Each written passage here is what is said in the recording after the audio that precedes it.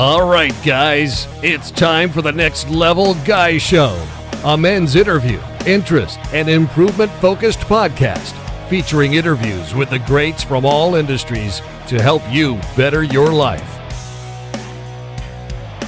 Each week, a new episode features an interview with one of the greats, covering all aspects of their story, from life hacks to tips and protocols that have allowed them to live life on the next level. We then highlight concrete action steps that you can use to improve your life. And now, your host, Ian Dawson Mackay.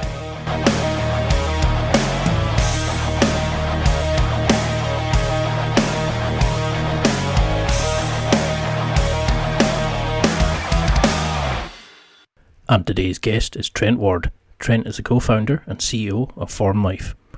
Trent realised firsthand that a busy lifestyle makes it challenging to get to the gym, and so in the middle of a successful finance career, he shifted his focus to develop the most complete at-home fitness studio that he could conceive. After more than 4 years and teaming with virtuosos in every aspect of product and brand development, including renowned designer Yves Béhar and legendary personal trainer Harley Pasternak, the studio was released. Each day, FORME Life can deliver a personalised workout based on the user's preferences and current fitness journey. Aided by machine learning and AI, the full studio can suggest the correct resistance level for a given strength exercise and dynamically adjusts itself to suit the user's performance changes. FORME Life leverages its stereoscopic cameras and advanced technology in human-centric computer vision to provide accurate guidance on form and technique. When turned on, the display features a huge variety of live and on-demand personal training sessions to suit individual needs with a user-friendly touchscreen experience, complete with a voice control. When turned off, FORME Life is a sleek mirror that blends effortlessly into the rest of the home. And in this interview, we discuss how the idea came about, the journey to creation, how to source the team you need, artificial intelligence, tips on how to make your own product, and so much more. And now, let's get to the interview. Well, thank you so much for coming on the show. I really admire your product at the moment. It's really innovative. It's technologically just taking it to a new level. But for people who maybe don't know your name, who don't know your company name, but before it explodes onto the market, could you just give a quick intro of who you are and your product and why it's going to be so well known and in everybody's house soon? Sure, Ian. Thank you, and great to be speaking with you today. My name is Trent Ward. I'm the CEO and founder of FORME Life. We are a connected fitness hardware for the home, but we're really developing the best personal training platform out there, both from a live one-to-one to a pre-recorded content. Based in Los Angeles, obviously, a bit of ground zero for fitness and content. And we are launching in November with actually 11 stores across the US, and then hoping to get over to the UK pretty soon as well. Cool. I mean, it's a revolutionary new idea. I mean, it's really cool. It's going to bring it's going to cut a lot of the excuses people have about why they can't work out, but it's also going to make fitness accessible to everybody, regardless of your time, your situation. But what was your kind of experience before this in terms of fitness? What did the younger Trent do in terms of fitness? Did you attend classes and gyms? Did it bug you going to those kind of things? Did you always wish there was something a bit more convenient, manageable that you could do at home? Maybe I just sort of took status quo as what it was, and I did go to the gym and I did go to classes, and it was hard, right? Fitting schedules in. The most infuriating thing, showing up to class 5 minutes late and being told you can't get in. You gotten dressed, you're on the tube, you get there, you're excited, and then no. It's such a slap in the face. But it's not as if I really then went home and sat in the garage and created something in response. It was more. I just kind of assumed that there's that annoyance, and going to a class and going to the things are great experiences when you are there, and it was important. but what happened was I stopped working and I stopped going to the office every day, and I started working for myself. And the not leaving the house, in effect, there's kind of, you kind of always more work to do, always things to do. It was really easy to stop going to the gym. And uh, my girlfriend, who I was living with, she had a personal trainer, and he'd come to the house, and I was sort of sitting there one day being like, well, wait a minute, I'm here, you're here, like, why don't we work out? And it was the first time I used a trainer. I hadn't always seen the value in it, frankly. I kind of, thought I knew what I was doing. I'd done a lot of sports as a kid, and sort of, I didn't need the motivation. I didn't need to be pushed. I had a lot of that already. Um, and what I learned, and it's funny because in the same way, I know how to drive a car pretty well. All right, I grew up in California. We drive everywhere. But I liked being driven. I like getting an Uber and having someone else do it for me. And kind of once I sort of moved over to this idea that you know, just because I know how to do it doesn't mean that I can't be helped. The freedom of being told of not thinking for an hour and being told what to do, and have someone else kind of manage that was fantastic. And then the efficiency of being able to work out. He'd show up, I'd do an hour, he'd be gone, and I'd be done, and I'd feel great. It was tremendous. I know that feeling. There's days when the only times I would go to the gym, despite having a membership for ages, was when I had a trainer. When you knew you'd lose that money if you didn't go. But you didn't mind your membership kind of it's a strange kind of logic that if somebody's waiting for us, or like a teacher kind of, but it's that moment, isn't it, when they sit there and correct your form and you're like, I've been doing this for years, and they're like, nope, you're completely wrong, and you're like, oh. And that's what I really liked about it was, since like lockdown, the coronavirus and stuff, I've really kind of noticed how limited fitness options are. I used to do Brazilian jiu-jitsu, some powerlifting, going for cycling out around the city that I was living in at the time. And then as soon as everybody said, no, lockdown, everything's closed, it really made you think of like, where do you work out? And very few people knew what to do. And you see people, I was doing press-ups and sit-ups. That's about the scope of what was available. And I really like that your idea of something that could be a functional part of the house, but could also be used for fitness. So why did you go down the mirror concept? Was it that sort of dual functionality, or did you just look at the mirror one day and go, it'd be great for someone to talk to me? Yeah, no, totally. And I'd say you're right with kind of lockdown and pandemic. It's forced everyone to kind of reevaluate what they were doing, and so that's everyone's mind is open now, right? And we would have gotten there eventually, and would have taken time, and this was a trend that's kind of going on, but it's accelerated. From a design perspective, it's funny. Yeah, I'm not a designer. I did engineering in school and had worked in business, and I my crude drawings in the beginning was a sort of a box with two arms. And when I met my co-founder Yves, who Yves Béhar, he is a world famous industrial designer. He's up there with Johnny Ive from Apple. He's done a bunch of things, and he said, look, this is going into the home, and it's so cool. Like in his house, everything disappears. Like behind walls, you can't you can't see anything. He's very into not having clutter and to have things kind of disappear. And he said he works out, and he's like, well, when he's with his trainer, he looks in the mirror all the time, and he's like, it's important so that I make sure I'm doing things correctly. But I also don't want this to be a bunch of gym equipment in the house. And so he was the one that really came up with the mirror idea. This is kind of beginning of 2017, actually, both from a functional perspective of kind of what it is, and then also from an aesthetic perspective. And would you be the functionality part of the partnership? Because I'd seen everybody kind of talking about Yves as a world-class, designer and a standout creator and that, but what would you say your role initially was? Were you looking at the fitness aspect and how to take the sort of aesthetically beautiful mirror and turn it into a functional fitness platform and back and forth? Definitely. He and I have very complementary skills. It's funny. It's you know, he- when we're sitting there, you can tell we look at the world very differently.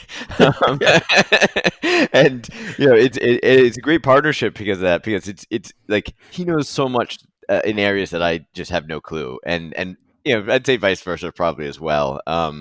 And so we have very different perspectives, and frankly, we both have strong opinions, and it's good. And so we push off against each other, and so it's been fantastic, creating this thing with him, and then the rest of the team that we've brought on as well. So it's good.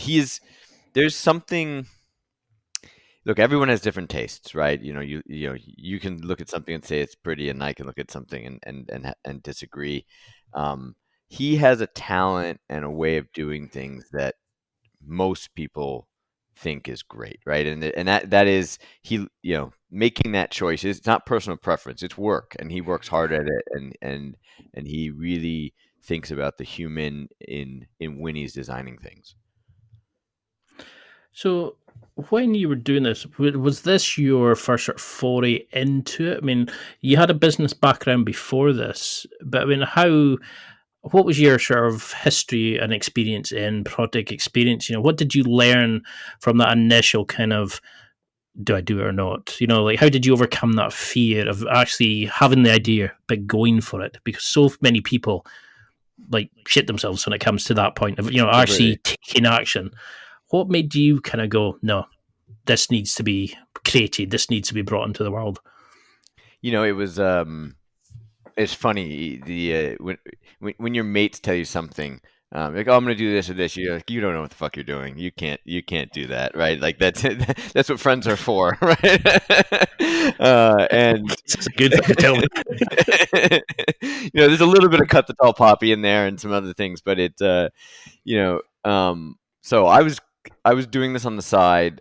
I was kind of doing a few businesses, and this was like a something. I was living in London at the time, and I was doing all the work for Form in California, and I would it was sort of it was incubating out there, and I wasn't talking much about it because I thought it was a little stupid, and I kind of thought I was just wasting my money, but I was trying to lower the threshold, right? So it's like, okay, well, maybe I'll just make kind of a cool device for myself, right? Or this is kind of interesting, and so there, I'd say, I had kind of had the idea 2015, started spending some money and doing research in 2016, hired some engineers, um, and the first thing was I well, I guess Peloton had just started. They'd sort of launched in 2014. I sort of kind of saw the business model of subscription, and content, and thought that made sense.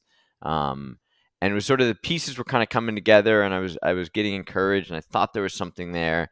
But it was really when I met Yves in August of 2016, um, and he heard me talk about my vision, and he's like, cool, I'm in. I want to be a part of this. I think it's really exciting. I've always wanted to do something in health.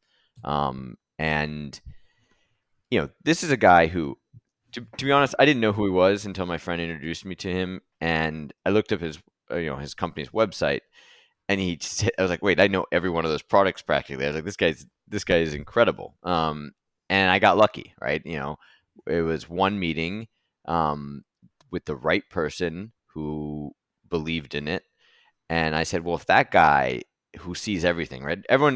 Everyone in Silicon Valley who's making a product goes to Eve and says, can you make this pretty, in effect? And I was like, okay, this guy has limited time and he wants to do this with me. There must be something here, right? He's he's been doing this for decades. He knows what he's doing, and so that was a real vote of confidence, frankly. That I think, in absence of that, kind of an insider in this industry saying this is cool. Yeah, I think it would have been hard, right? I think I would have kind of continued to doubt myself and said, hey, I'm a finance guy living in London. What do I know? But that was the first thing. And then and frankly, I still do this to the day. I really just kind of come back to, what do I absolutely believe in my heart to be true, right? What do I know to be true that if I'm wrong, I don't mind being wrong about, right? What are my first principles? And look, exercise is about doing it consistently, regardless of what you do. As long as you do something consistently and get your heart rate up, it's good. Like, there's undeniably, that's a good thing. If you can add resistance to the routine, that's a good thing, right? Why don't I do this often? It's usually because I don't have time and it doesn't fit in my schedule. You know, those sort of things. Like, okay, in the home, I don't have that excuse. What are my other excuses? I don't know what I'm doing. Great. Here's content, right? I'm not in. I'm not encouraged. Well, let me show you progress, right? So it's kind of what's kind of true to being human and this problem, and then are we solving that? The rest will follow, right? As opposed to some high concept idea. I tend to be always a little more rooted into what is reality and what can I count on. Because that's a good side of it. It's that I notice that with a lot of top performers. They kind of come up with an idea and they have that passion behind their vision. They kind of go, yeah. But then they still, they get the feedback, and sometimes it takes you meeting somebody completely different to you that shows us what's possible.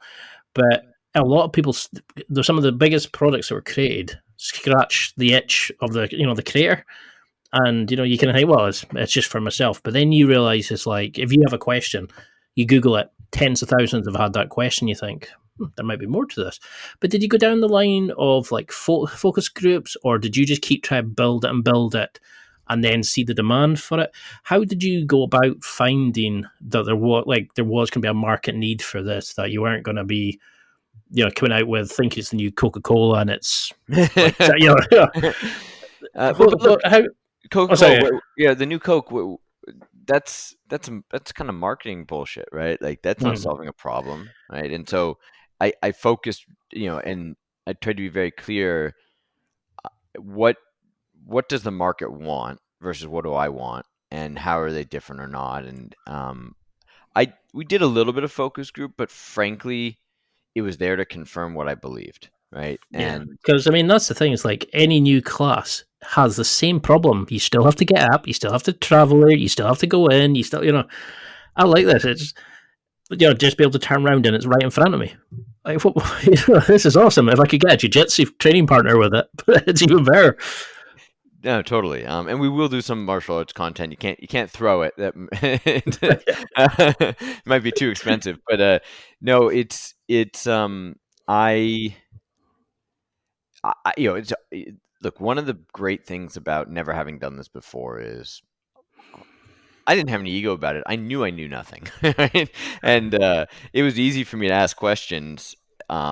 And I approached everything. I was like, okay, what are the potential answers? How do we make the right decision, and what's the best one? And my career, I spent most of my career in finance and in the public markets.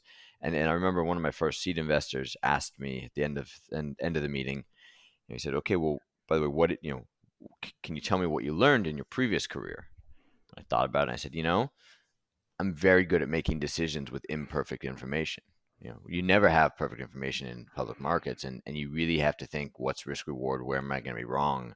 And so my repetitions, my practice has been about making decisions, and I'm very good at making decisions, and I'm very good about changing my mind when there's new information. And I don't, partly because making a product and all this stuff is largely new. I don't have any ego about it.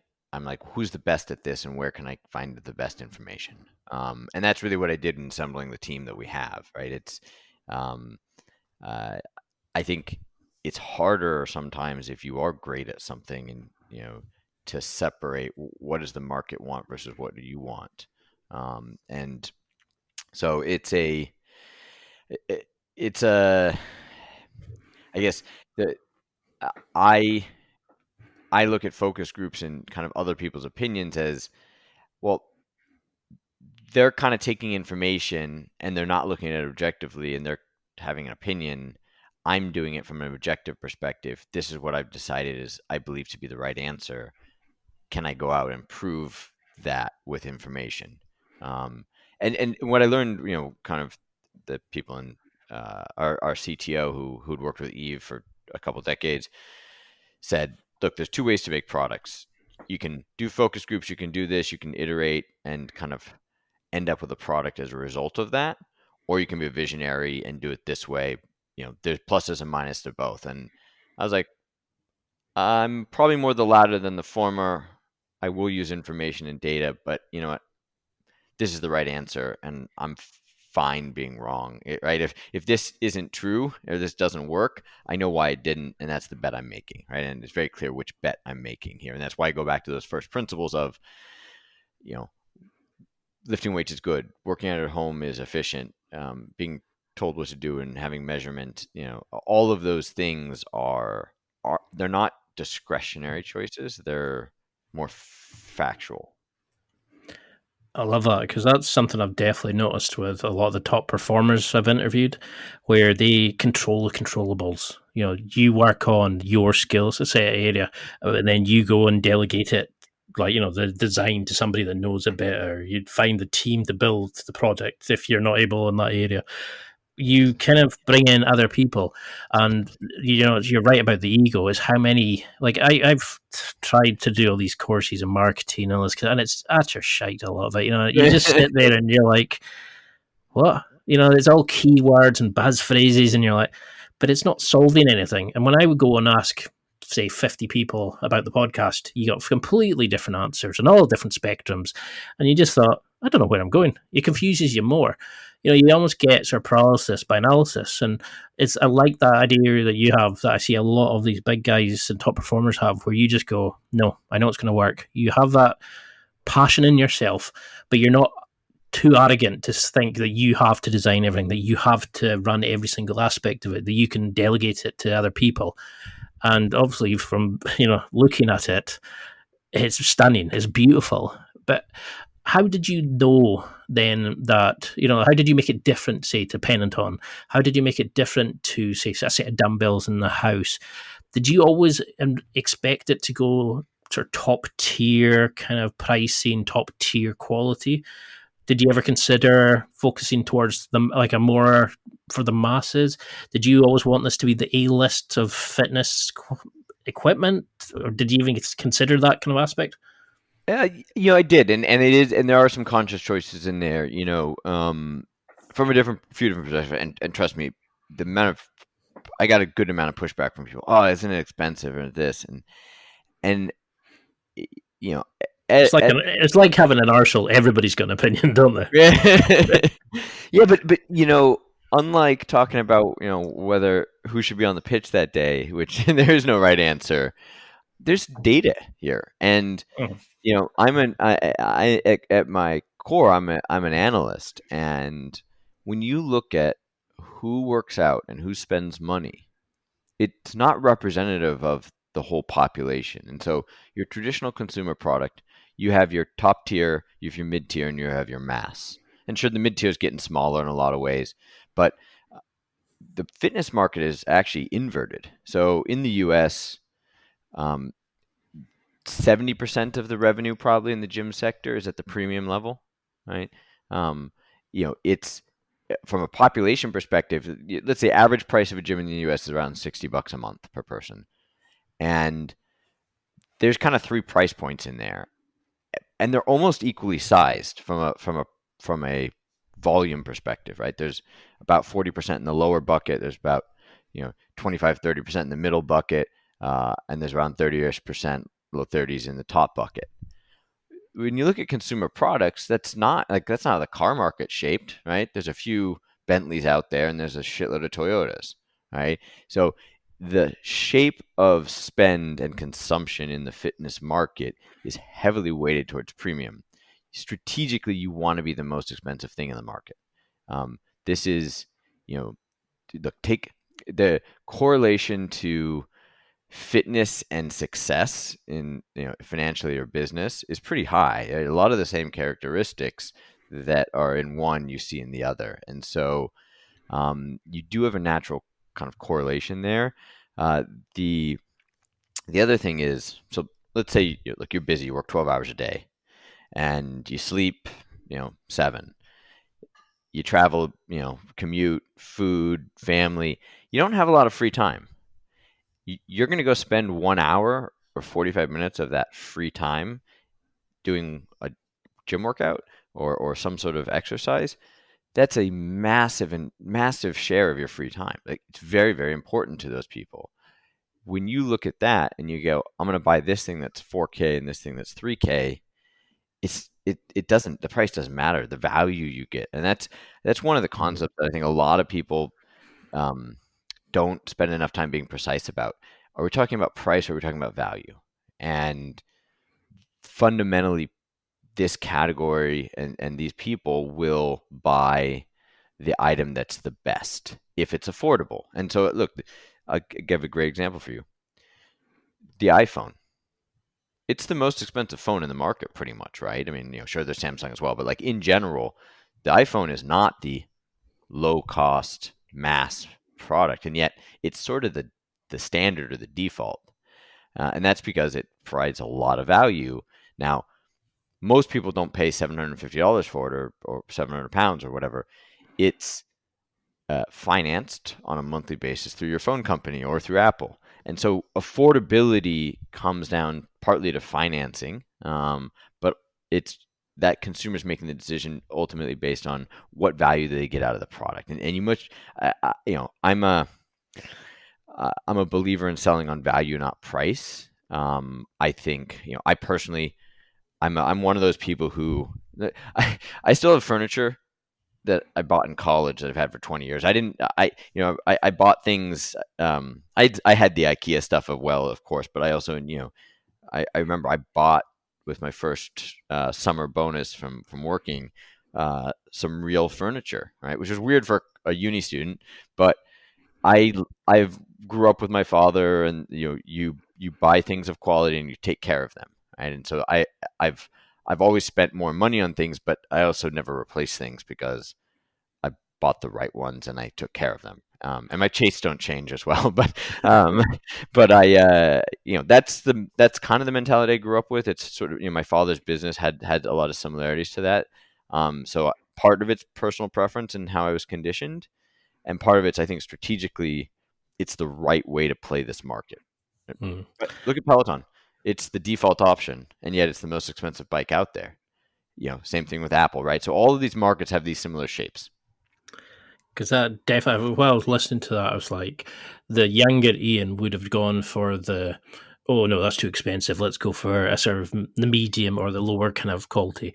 Whereas now, my mum would be always hacking at me, kind of going, no, buy for quality. Think about how much use you're going to get. You want one that's going to last and take care of it. And so now I do, like you say, go towards the top tier.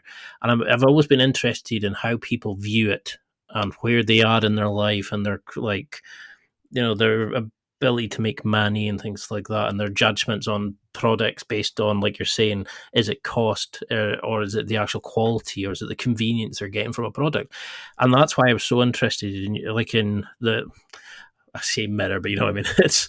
I like the idea of being able to work all day just now and have half an hour before a podcast or something, and getting a workout that's not me just pissing against the wall, basically. It's not me just sitting there going, I'm not getting anything from this. You actually have led by an instructor an AI that can actually mimic and follow along with you, and then check your progress and give you, valuable data back.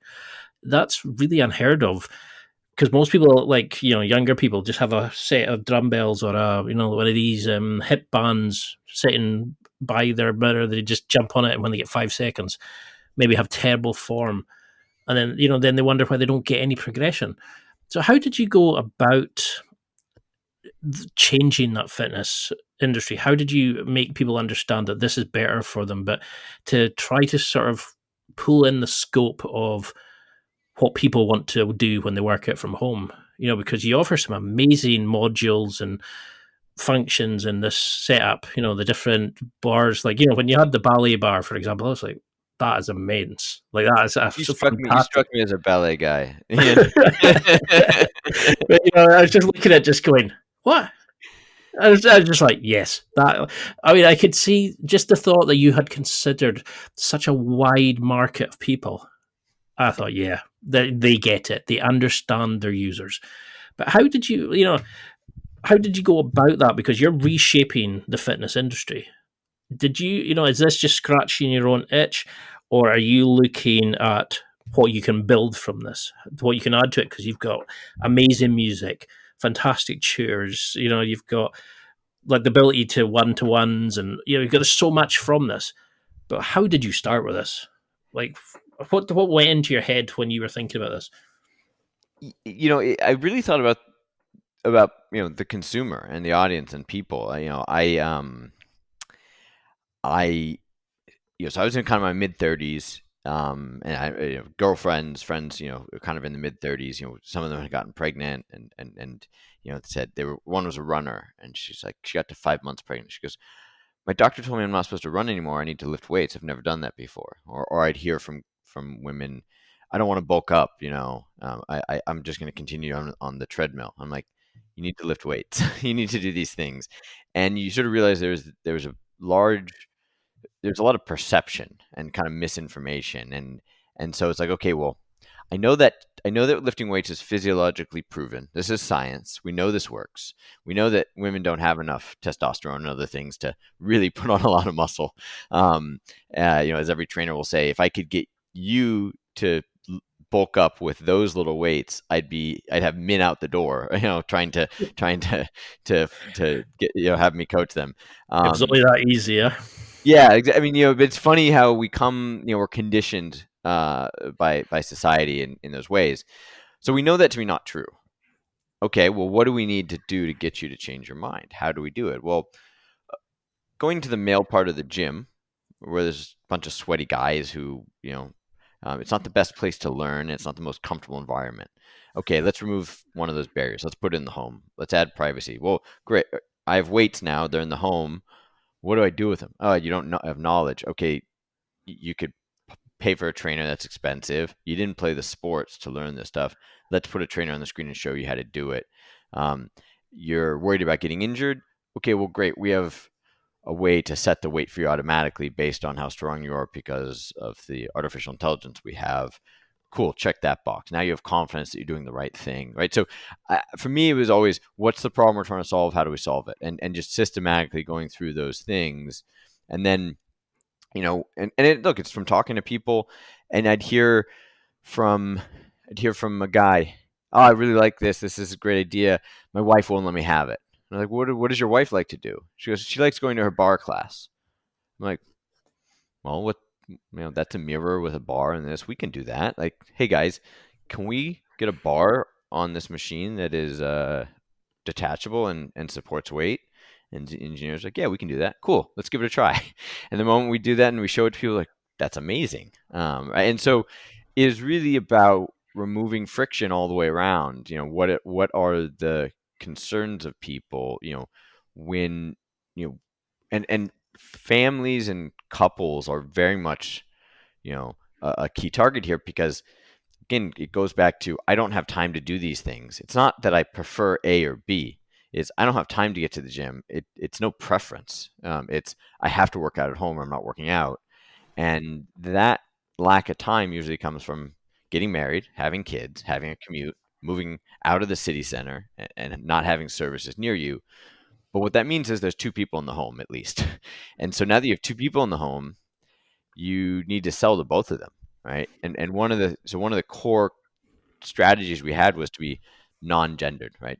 Or be both for men and women. And you weren't going to get them all, right? But you know what it's like when you're there with your partner, you're ordering takeout. Hey, what do you want? Chinese? What do you want? Pizza? You both settle on, I don't know, uh, Italian, because it's not your first choice, it's not your partner's first choice, but it was the lowest common denominator. And so there's an element there where, like, when you're making joint decisions, you need to have all these other pieces. And so the way to make it easier for that decision to be made in that household to buy Form Life is to give lots of options. I say it sometimes.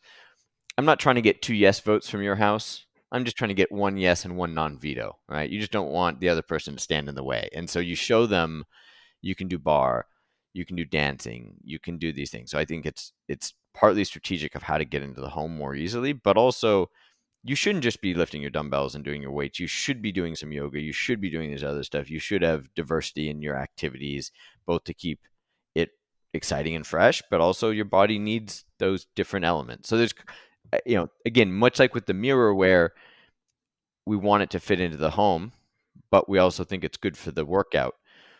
We want to get into the home by offering lots of items to convince, the laggard to not stand in the way, but we also think it's good for you. So there's a lot of things we thought about of what's the problem we're solving and finding solutions that achieved all of those objectives. It's time for a quick break. There are millions of potential products to buy, so how do you know which ones are worth your hard-earned money? Simple. You go to nextlevelguy.com/affiliates and explore those that will transform and improve your life. You'll find deals, listener exclusives, and special offers with some great companies. Recommendations are 100% honest and only on items Ian has tried or believes in. The companies showcased will make you a better man in all areas of your life. Simply go to nextlevelguy.com/affiliates and level up. Because it wasn't just the convenience that I liked about your idea. It was the fact that when you looked at it, there was the encouragement there as well, but it was the variety as well. It wasn't just like a little bit, one of these little apps, and you just sit there and go, "Oh, that's hard fitness stuff." That you offered a variety of different sports that were, that were maybe male dominated usually, which females could try, or the vice versa. There was the gender neutral stuff there, but there was also like the meditation module, and it wasn't just like the elevator music. You made it cool. You made it like going to a class would feel like in your own home, but able to do it. And you'd also gave the kind of the safety net, I suppose, to guys who maybe want to try Pilates or one of these kind of classes, but would be a bit too nervous to go to a class because they're maybe going into a room full of all women, Yeah, no, totally. It's and so this is where I think it's a good instance of where your instinct and focus groups start to align. So we believe that it's good for people to do these other things, and you do focus groups, and we know these guys, big guys, being like,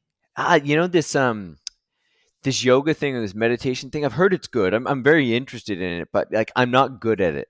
I'm not flexible, and I feel uncomfortable being quite shit at it, frankly. Right? And our fragile egos, huh? Yeah, oh, totally. Traditional male fragile ego sitting there like, I don't want to be the bad one in the class. And what you love about it is the irony.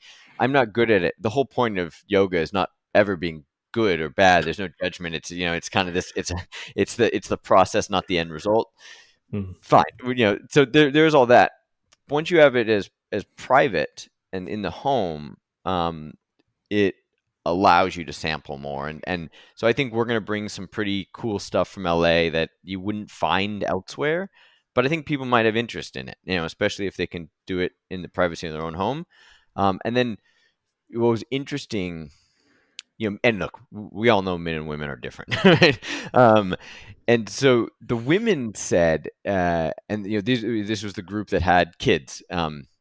Almost every single one of them said, if I don't work out, I'm going to kill my husband or my kid.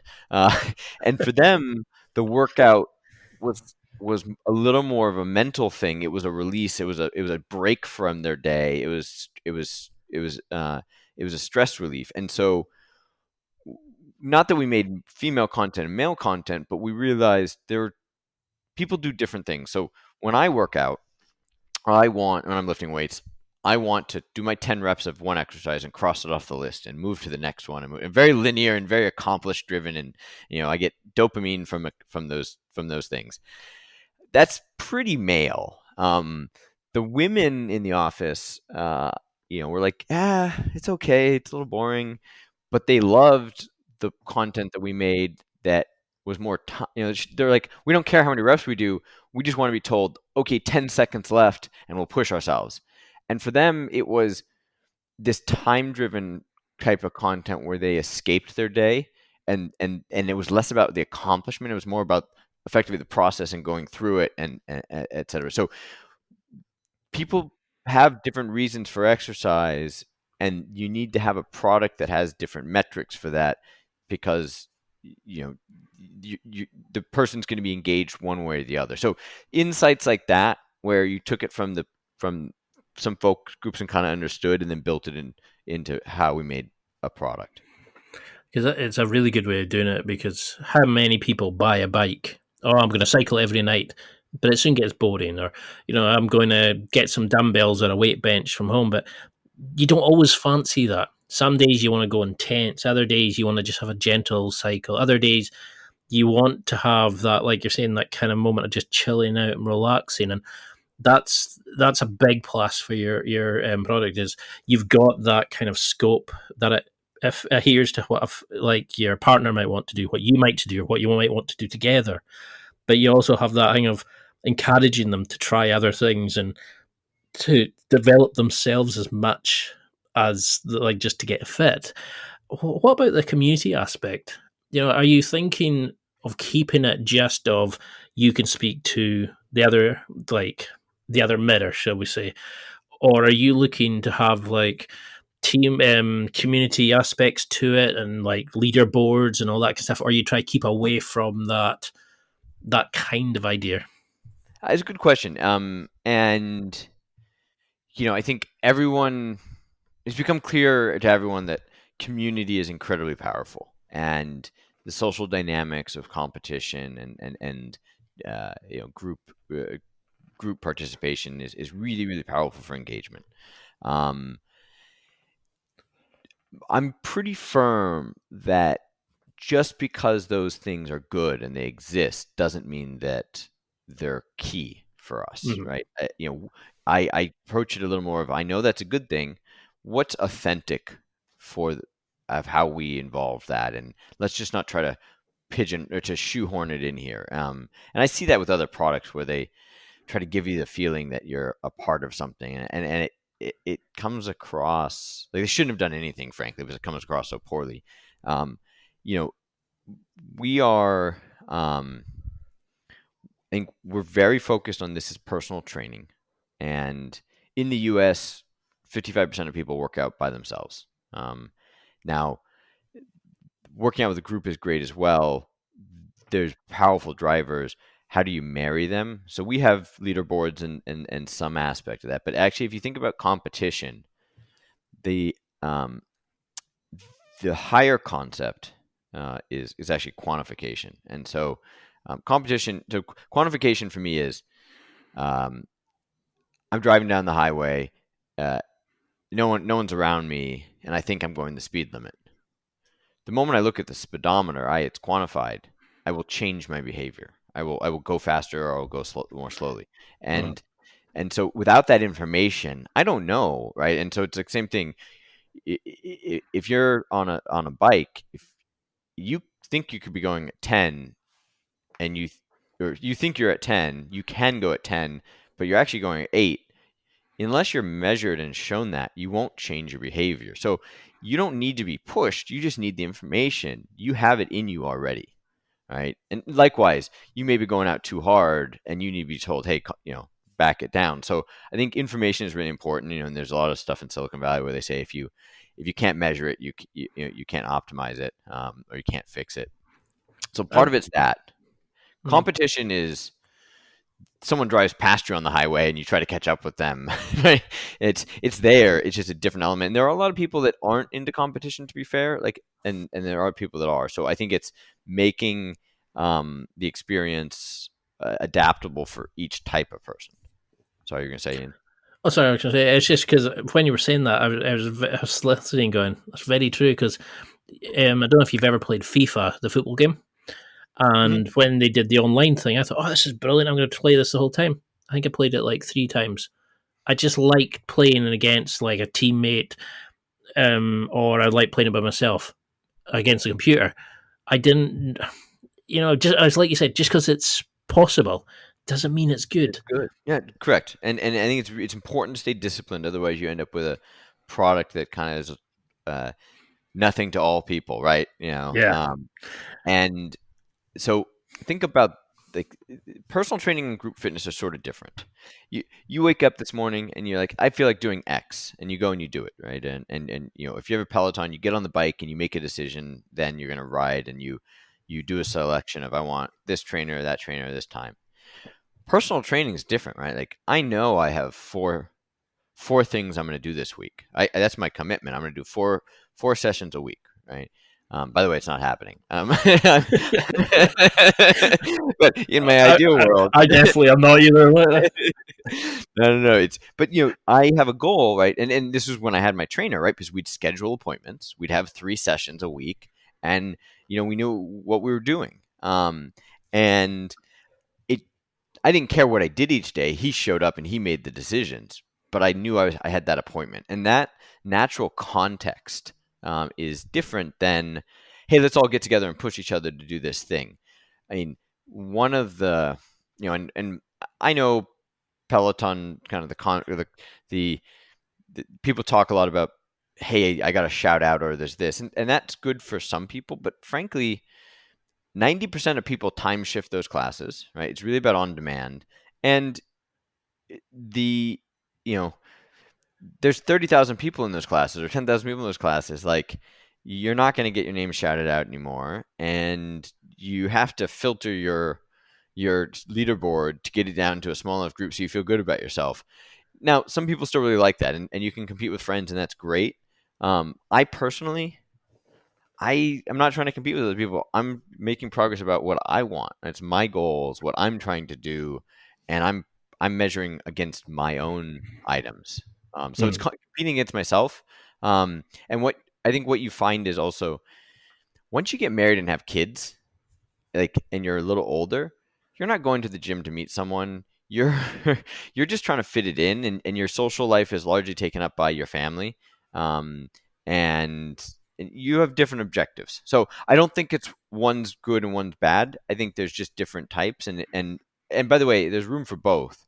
I work out during the week. I just try to get my sessions in, and on the weekend, my wife and I will go to an activity together. Right? Again, it's for a different reason. So I think any exercise is great, and there's different drivers for different people. Because it definitely becomes sometimes too large. I really agree and sort of nodding my head there. It was plenty of times, like when I work out, I want it to be personal. Like if I go to the gym, if I'm working out with a training partner, I'm making sure his form is right. I'm keeping him safe by, in case the weights drop on him or whatever.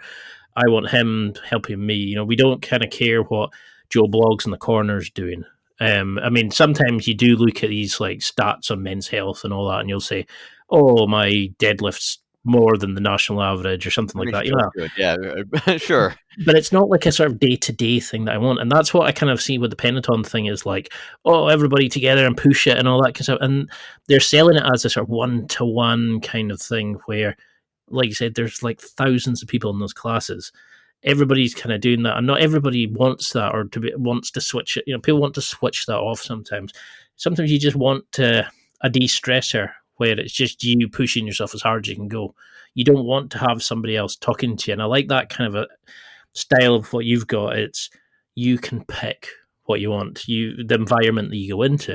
Now you use an AI where it uses cameras and sensors, and it manages the resistance you use. And this is like, when I was reading, it's like, that is awesome. But how do you go about that? How did you even start creating the idea of artificial intelligence that can do this? How did you realize what the scope and the realm of it could be? How did you find the right people to bring your like fantastic ideas to fruition? I'm a big believer in go where the talent is, and frankly, San Francisco Bay Area's got a bunch of talent when it comes to engineering. It doesn't have a lot when it comes to fitness or content, though. So all of changing that. Yeah, well, no, we're in LA, so our office in LA. I spent about a year and a half in San Francisco. All of our engineers are there, right? And when I started to try to hire marketing people, I realized no one wanted to move to San Francisco. They all lived in LA, and I was sort of like, makes sense. LA is the second biggest media market in the country, and it's a much bigger city than San Francisco. And so I opened the LA office where we're marketing, business, fitness, right? All content.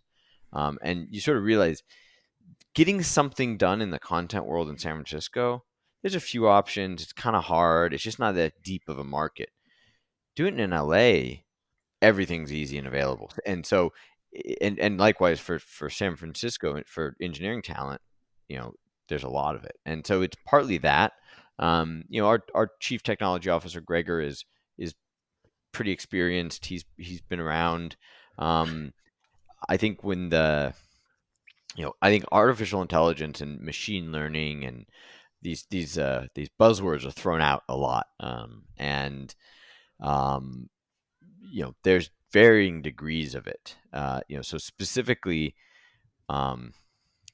it sort of came from, again, two ways. One is like just specifically with some of the AI. Well, the human insight is, I'm scared of getting injured. Am I doing the right weight? Right? How do I know what's right? And you sort of think about, okay, well, how do you do it on your own? You pick up a weight. Oh, it's a bit heavy. I'm going to get the lighter one, or vice versa. And you sort of find that a lot of people aren't making progress because they're not pushing enough weight. But also a lot of people getting injured because they're doing too much. And there's a lot of human bias in there. There's overconfidence. There's lack of knowledge. So I said, how do we make sure we have the right one? What's the information that we would do? And I talked to trainers. How do you do this? And you basically take insights from trainers in sports science, and then you add math to it to sort of say, well, if we're seeing this information, the speed at which you're going, how many reps you can do before you slow down, the right weight, we can say this is pretty much what your strength is, right? And the good thing is humans, we're pretty consistently shaped and pretty consistent strength levels. Yeah, there's a little bit of variation here and there, but these problems aren't that hard to solve because it's well bounded. If you think about general like computer vision stuff, you talk about the algorithm you train it as, is this a cat or not a cat? And they have to differentiate between a leaf and a stone and all of these things. We know that you are going to lift between 30 and 40 pounds, right? And it's not going to change from 1 week to the next, from 30 to 70. It goes, and so the problem you're solving is not as wide ranging. And so there's things like that of like, but as opposed to, there's this there's a lot of people in San Francisco, I think, that in startups that fall under this. We have a cool technology. Let's go find a problem to solve, as opposed to saying, what's the problem we're really trying to solve, and how do we use technology to help it?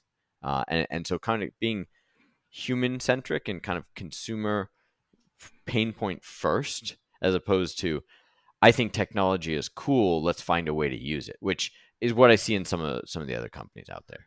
Yeah, they definitely kind of overpack it. But, just because it's possible doesn't mean it should be there. It's like that old saying, just because it's in your size doesn't mean you should wear it, So True. what would you want the evolution of this to be? I mean, I was looking at it and I was thinking, oh, you could have this and you could feed it into a rower and it would do this, or you could feed it into a weight bench and it could, and I was thinking, what about this? And I like the idea of the trainer, you being able to sort of see him and being superimposed onto it, and then you could sort of make sure you're doing it correctly. And not everybody wants to deadlift 300 kilograms and stuff like that. It's maybe not for those kind of people, but how do you want this to improve? Did you think about using things like Chromecast where you can put a movie onto the mirror as you're working out? Did you want to think about social media, or did you want to keep this, like you were saying earlier, cleaner, more personal, more focused, and kind of you only have half an hour, that's your half hour to work out, cut all the the excess noise out and let the person work out safely and efficiently? It's a little bit of both. It's probably a little more of the latter. we, but again, I usually start with questions. So, what do I want to see on the screen? Okay, well, if I need guidance on the form and I want pacing and I kind of want this encouragement, well, I want to see the trainer on there doing these things. Cool. We're going to make that product for that person. Well, but what if I don't want to see those things and I don't need them? Like, so for me specifically, I, I I've been doing this long enough. Um, I know what I'm doing. What do I want? I want the machine to tell me what to do, right? I want it to count for me. I want it to measure what I'm doing. I want that to inform what I do in the future. Effectively, I want it to do my bookkeeping for me. But I don't need to be entertained by that person. I don't need the encouragement. I don't need to see those things. So now I have a blank screen. I can see myself. Well, when we put the match on, right? And so I think adding applications where you can add it, but coming from a decision tree of why I'm doing it, if you just put everything on the screen, hey, you can do this, this, and this, you end up with kind of too many ingredients in a dish that doesn't taste good. So I think Definitely. being disciplined, but also being kind of flexible and knowing there's more than one type of client is the important thing. And where do we take this? Look, this is, if you look at a lot of sports tech breakthroughs, and you start with elite athletes and then it kind of moves to the next level and the next level until it kind of makes it all the way down. We're not dissimilar. We have sports scientists who train national league teams, premier league teams, things of that sort. They're helping inform some of the stuff. We also have best in class live one-to-one personal trainers. It's more expensive, sure, but they are expert coaches. We're taking all the insights from all those things and transferring it into uh, technological solutions that reach a bigger audience at a lower cost. And so I think it's important to have all of those pieces, because computers aren't good enough today to replace humans. You still want a lot of the human stuff. Not everyone can afford it. So I think it's important to, let's remove price as a barrier. Let's have best in class at what we're doing. Okay, now let's add price as a constraint. Where do we make trade-offs, right? What do we do? Okay, it's a pre-recorded video as opposed to a live person one-to-one.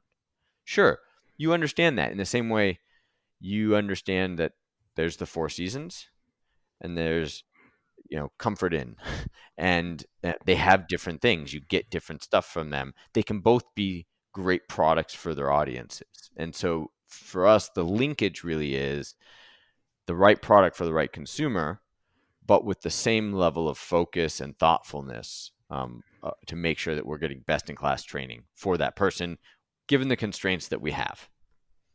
Yeah, I would definitely agree, because a lot of times all this extra stuff is just there. It's in the way. It takes away from the efficiency, but also the aestheticness of the product, and those are products that are available to people who want that kind of thing.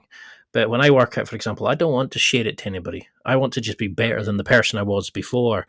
But I also want to have, like you're saying, a personal trainer in my pocket that can sit there and I can watch it, or I can get the encouragement if I need it, or ignore it, or that's what I like, is you've offered that convenience to it.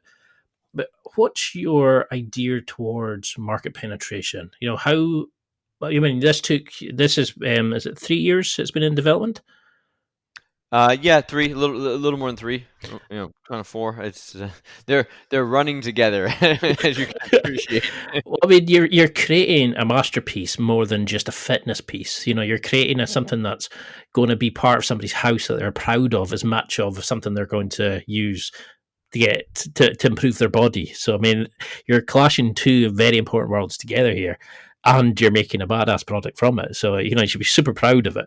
But for for market penetration, was there ever a concern that you couldn't get this, that this was always going to be a dream, or did you always know first? Or, did you have any major failures along the way? Um, I I always believed that this product should exist, and that the market wanted it. That didn't mean that it was certain it was going to get there. There's a lot of pieces to get right, and to put together to get this over the line. And you see this with any hardware business. You shipping a product is the goal, and then you optimize later. But like getting over the line, getting into the game is a big deal. And that's and there's a lot of things that get in the way. So there's finding the right people. There's finding the capital. There's finding the manufacturer. I mean, it's you know, you want to eat dinner, you can walk out and you choose which restaurant you go to. Well, imagine when you walk outside, there aren't that many restaurants and they don't have space. It becomes really hard to eat, right? And that's how manufacturing partners are.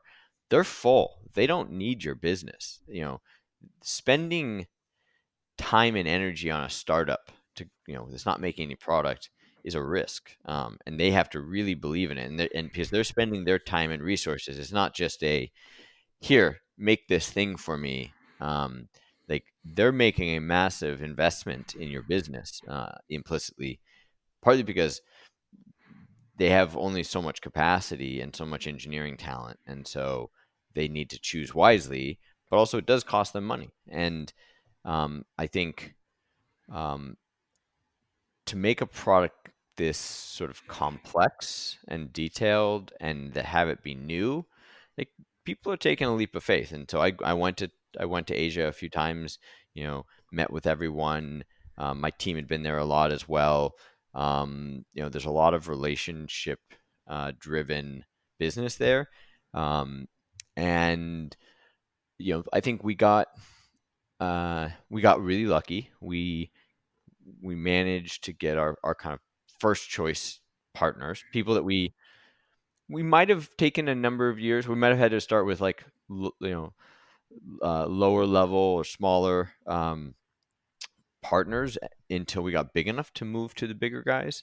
We got the bigger guys from day one, and so that took more work and more effort, but it's worth it in the long run. It's an investment, and they could see the market was exciting. They knew Yves was a big deal. They had a lot of respect for our engineers, that we were talented and experienced and capable, and the lift wasn't going to be all on them. And the fact that the CEO showed up and flew there to see them in person a few times helped as well, right? So it was all the pieces coming together. So that's surprisingly a lot harder than I think it appears from the outside. And certainly when it comes to fitness equipment, if you think about it, most fitness equipment, it's rolled steel, that's been bent, or some square steel that's been bent.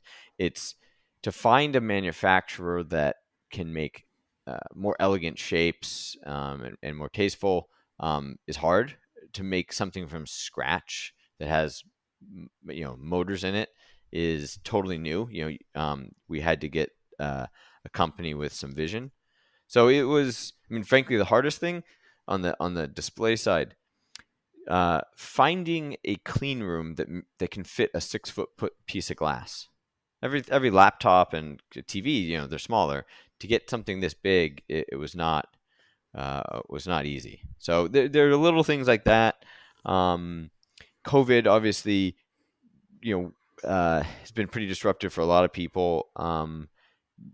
Definitely the same thing for supply chain. We can't fly to Taiwan at this point. We've had to hire a team there. We are mailing hardware among our offices and people as they're sort of spread out now. So things are going a little more slowly. Obviously opening up a number of new markets for us as a result of it, and kind of more interest and demand in the at-home space. But, challenges as well. This is definitely this is why I love speaking to people like you who've got the passion, you've got the belief in yourself and the product, and you're not just kind of, oh, well, somebody will buy it. I can see the work you've created into this, and that you're going in. Well, there's a problem, right? How do we deal with it? How do we fix it? What does the customer want? Oh, we can't do that. Let's try this, and it's the quality of it that you're putting in. You're not just paying for the convenience, but you're also paying for the level of care and affection you're showing to the customer as much as you're paying for the quality of the workout. But what then, after this amount of time, with COVID, etc., with the amount that you've put into this, emotionally, physically, financially, what is your definition of success from it? Where, is it just a case of getting it to market and seeing it in people's homes? I mean, I take it you've also got a financial target you would like to hit, but how do you set that when you look at how much you've put into this, all the love and the money and the resources? There are economic and there are non-economic goals here. I mean, I think the I know it's a the quite personal question, but yeah, no, I mean, look, there's uh, I'm looking for a win, right? How do we find a win? There's lots of ways, but I, we've carried the ball all the way from one end of the field to the other. Getting it over the line is going to be incredibly satisfying. In the same way, you could score a try and still lose the match. It still felt good to do that. So I think that there's a massive accomplishment of getting a product out into market that's commercially acceptable.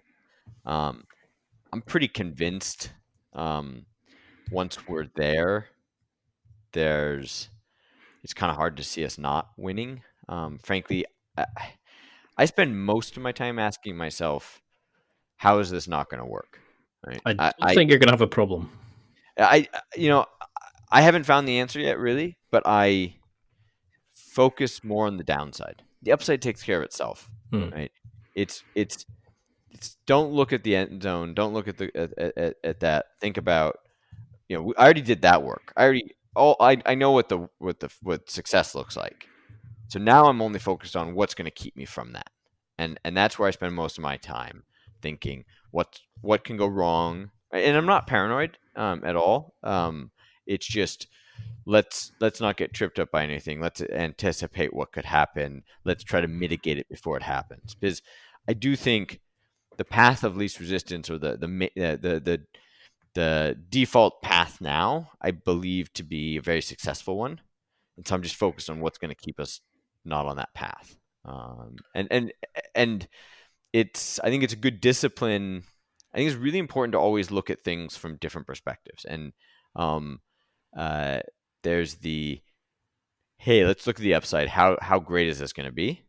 And then, hey, let's look at the downside and what's that look like?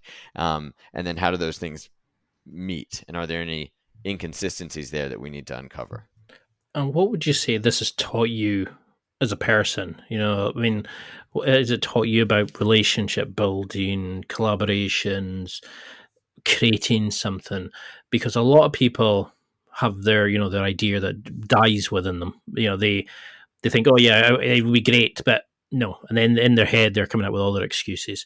You've created something that you knew would be good, that is beautiful to look at, has a breathtaking kind of construct to it, that I know it's going to be super successful. But what has this all taught you about what's possible and, just life and yourself in general? Um, it's surprising uh,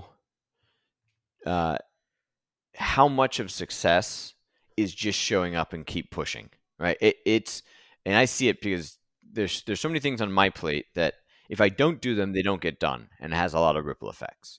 But I also realize by me doing them and me pushing ahead and just pushing and pushing and pushing is actually what kind of creates that. It's sort of this.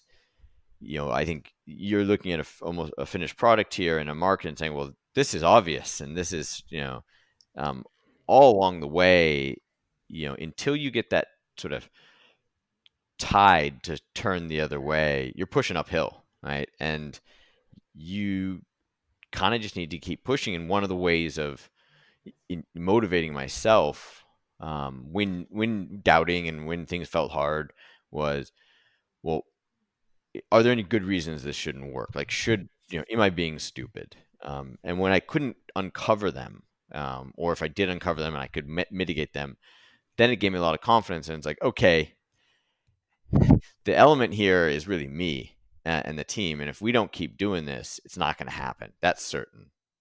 And we don't think there's anything that stands in the way that if we do push, that will keep us from success. So it's really on us. And it's kind of that of sort of understanding where the roadblocks are when you've really thought about it, you kind of realize a lot of it's you. And it was surprising how there are people that just don't have that drive, and it's really, when in my own investing and backing other founders, it really does come down to the founders. It like they're the ones who you're making the bet on, and they don't always work, but like that's the person that's going to make the difference at the end of the day. And I'm not trying to fall into the cult of the founder and all this other stuff. It's less to do with that person's that special. It's not that, oh well, they're the boss and therefore they're the person that is just so talented. It's possible for many people to be in that role. It's more in that role, the person who's performing, it's up to them and they need to just keep pushing. And sort of a part of that is I underestimated how much effort it would take to communicate the vision and the message, because it seems so obvious to me. Mm-hmm. And to really understand that everyone you meet needs to kind of hear it for the first time, and until you get enough people that are pushing for you. So it's the same thing. You're the only person clapping, and then you get a few more people clapping, and then eventually the whole stadium's clapping. It takes a while to get that going. But then it's really powerful once you do. And that's that energy as the founder or the person responsible for getting it going. That's the difference, I believe. Yeah, that could really resonated with me, because it's exactly like this with the podcast. You have this vision in your head and you live it, but then it's really hard to explain it to somebody new. And you think, well, why aren't you getting this? Why aren't you understanding this is better than that or that? And then you kind of have to show it. But that's part of the dream. That's part of the vision. That's part of the love of it. It's part of the joy of doing it. It's building that passion and like that interest in other people. I mean, I know we're way over time. I'd love to have you back on to kind of, once it gets into the market and see how you're going to change it, what your focus is going to be then, how you analysed it and things like that. But I can wish you nothing but success for this. I know you're not going to need it because it's going to be fantastic, but where Always can... need it. Well, I don't. Something tells me, looking at it, you're not going to struggle on. But looking, how can people follow you? For people who want to jump on and put an order in, for people who want to find out more about it and get in touch. I mean, your social media is awesome, but how can we follow that? Because I was surprised. Like, one thing I didn't notice, you were formed with an E. Was there a reason you went down that naming path? Yeah, there is. So it is form with an E, FORME, life. And it was Yves that named it. And so Yves grew up in the French-speaking part of Switzerland. French is his first language. And so, by the way, I don't speak French, so this was new to me. Form is it means two things. So in English, it would be technique, how you do something, and physique, how you look at doing something, right? And so being, if they're on good form tonight, right? Hey, you had good chat, you're all this sort of stuff, that it's both that as well as you're looking good, right? Or you're in fine form, right? So it's a word that's used in many different ways. I think there's also, so from a trademark perspective, you can't trademark FORM. You need the E. And B, it had a couple different meanings as well from how he saw it.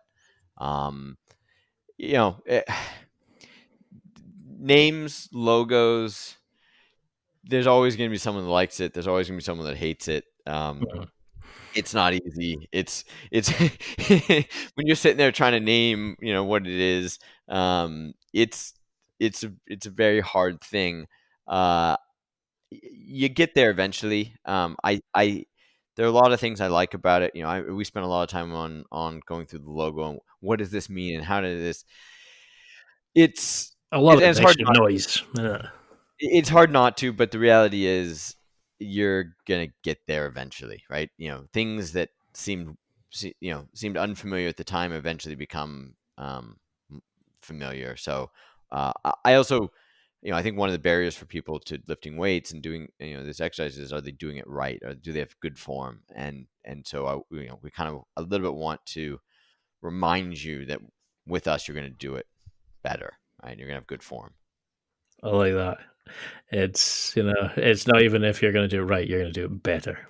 And you're making fitness better, and that's something that's hard to do. You're taking it away from these like the bad quality gyms and stuff like that, and you're giving people the luxury of it in their own homes, and that's something that's never been done well or good. But where can people find you then? How do we get more information and just see like how what you're going to do next and future projects and evolutions of the current mirror? Totally. So, Instagram is a big channel for us. So, and our handle is This Is Form Life. One of the reasons Instagram is so great is the visuals, and we have such a visually compelling product. And we're about to start releasing our trainers. We're going to start releasing opening stores and showing you that. So that's a great place. It's more organic. There's social content. It's a little more behind the scenes. There are humans behind this brand.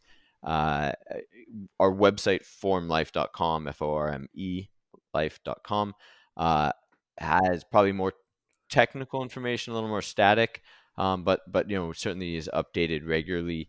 Those are probably the best ways. I'd say, and again, we're about to open 11 stores across the U.S. in the next couple of months. So, hopefully some of your listeners are in markets where they can actually come down and see it and try it, because frankly, there hasn't been a person I've met who wasn't more impressed in person than the pictures they saw. So it's really an in-person thing that you need to experience.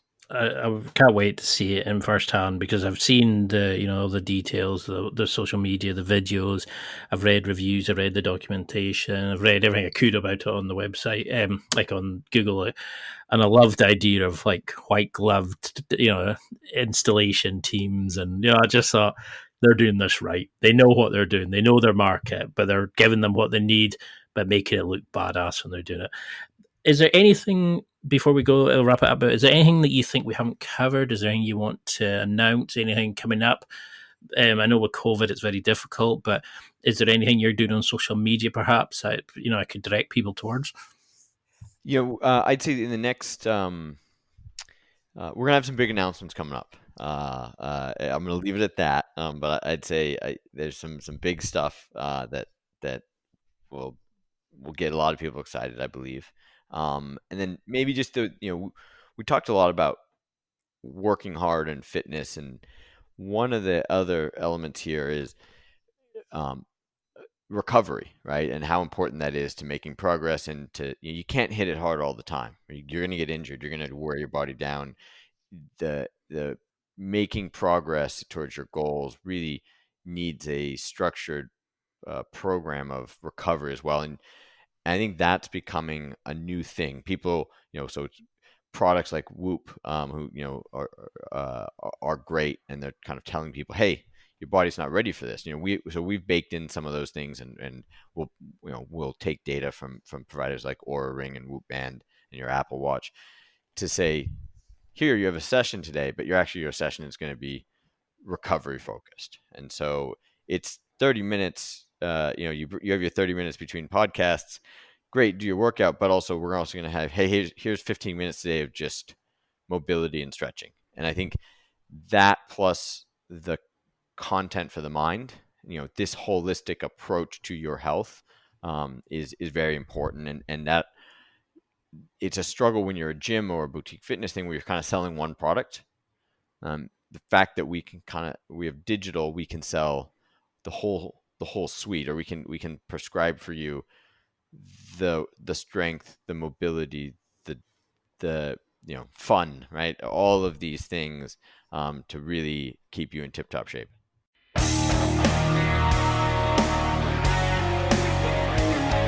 Well, that's it for another week, and thank you for listening. It's now time to take what you've learned and use it to develop and enhance your life with the key points mentioned. Listen, try it, embrace it, use it, and crush it. Now's your time to hit that next level in your life. If you liked this episode, then please leave a comment on the show notes or a review of the show on your podcast platform. Everything helps evolve the show.